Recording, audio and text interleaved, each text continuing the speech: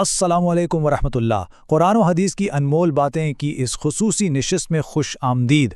آج ہم ایک بہت ہی اہم اور سچ پوچھیں تو ایک خطرناک موضوع پر بات کرنے والے ہیں۔ ایک ایسا عمل جو ہماری انگلیوں کی ایک چھوٹی سی حرکت سے شروع ہوتا ہے لیکن کسی کی پوری زندگی کو تباہ و برباد کر سکتا ہے۔ جی ہاں، یہ ہے ڈیجیٹل بہتان۔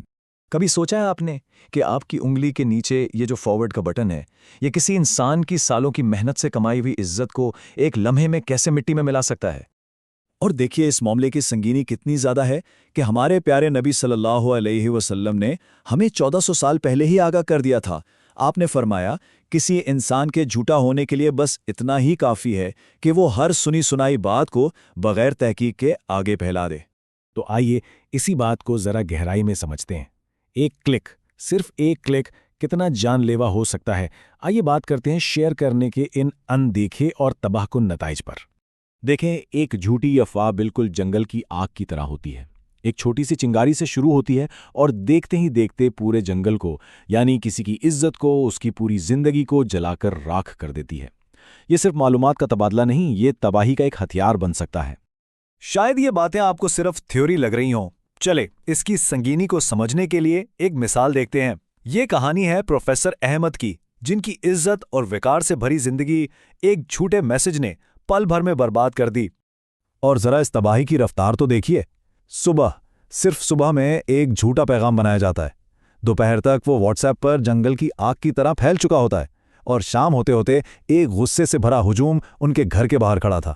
جب تک سچ سامنے آیا صرف 2 دن بعد، تب تک ناقابل تلافی نقصان ہو چکا تھا۔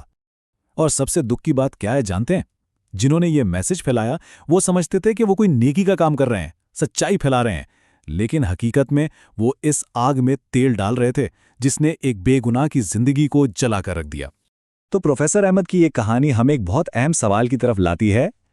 ایسی صورتحال میں ہمیں کیا کرنا چاہیے؟ ہمارا دین اسلام ہماری رہنمائی کیسے کرتا ہے؟ آئیے دیکھتے ہیں کہ اللہ کا حکم کیا ہے۔ قرآن پاک میں سورۃ الحجرات میں اللہ تعالیٰ نے ایک واضح اصول دے دیا ہے۔ فرمایا، اے ایمان والو، اگر کوئی فاسق تمہارے پاس کوئی خبر لائے تو اس کی تحقیق کر لیا کرو، کہیں ایسا نہ ہو کہ تم نادانی میں کسی قوم کو نقصان پہنچا دو اور پھر اپنے کیے پر پشیمان ہو۔ یہ صرف ایک نصیحت نہیں، یہ ہم سب کے لیے ایک لازمی حکم ہے۔ اسلامی اصطلاح میں اسے بہتان کہتے ہیں، یعنی کسی پر جھوٹا الزام لگانا۔ اور یاد رکھیے، شریعت میں یہ گناہ غیبت سے بھی بڑا گناہ قرار دیا گیا ہے۔ اور یہ بھی سوچیں کہ ڈیجیٹل دنیا میں معاملہ اور بھی سنگین ہے۔ ایک جھوٹی پوسٹ ہمیشہ کے لیے انٹرنیٹ پر رہ جاتی ہے، اور جب تک وہ وہاں موجود ہے اور لوگ اسے دیکھ رہے ہیں، اس کو بنانے والے اور پھیلانے والے کے گناہوں کا میٹر چلتا رہتا ہے۔ یہ ایک طرح کا ڈیجیٹل گناہ جاریہ بن جاتا ہے۔ اچھا، یہ سب جاننے کے باوجود لوگ ایسا کرتے کیوں ہیں؟ کیوں ہم بغیر سوچے سمجھے چیزیں فارورڈ کر دیتے ہیں؟ اس کے پیچھے بھی ایک نفسیات ہے۔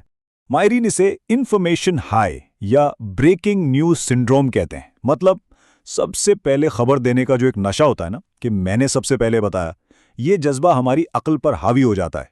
ہوتا یہ ہے کہ جب کوئی سنسنی خیز خبر سامنے آتی ہے تو ہمارے دماغ میں 2 آوازیں آتی ہیں۔ ایک عقل کی آواز ہوتی ہے جو کہتی ہے رکو، ذریعہ کیا ہے، ثبوت کیا ہے، کیا یہ سچ بھی ہے؟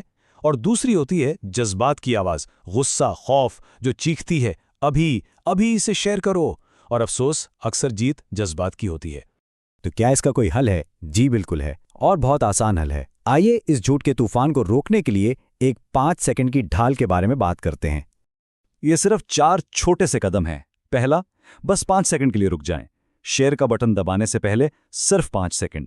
دوسرا، تصدیق کریں کیا یہ خبر کسی قابل اعتبار ذریعے سے آئی ہے۔ تیسرا، اگر کوئی تصویر یا ویڈیو ہے تو اسے گوگل پر سرچ کر کے دیکھیں کہیں یہ پرانی تو نہیں۔ اور چوتھا، جو بہت اہم ہے، اگر خبر جھوٹی لگے تو اسے ڈیلیٹ کریں اور جس نے بھیجی ہے اسے بھی پیار سے بتائیں کہ یہ ٹھیک نہیں ہے۔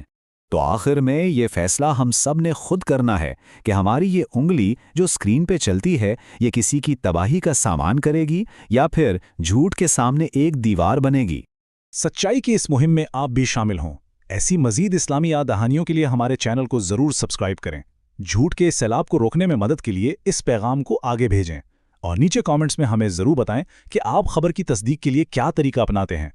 آج تو ہم نے بات کی کسی کی عزت پر حملے کی، لیکن کیا کسی کی محنت، کسی کا تخلیقی کام چوری کرنا، یعنی کاپی پیسٹ کرنا، یہ بھی ایک طرح کی ڈیجیٹل اور اخلاقی چوری ہے؟ انشاءاللہ ہماری اگلی نشست اسی اہم موضوع پر ہوگی. تب تک کے لیے اللہ حافظ.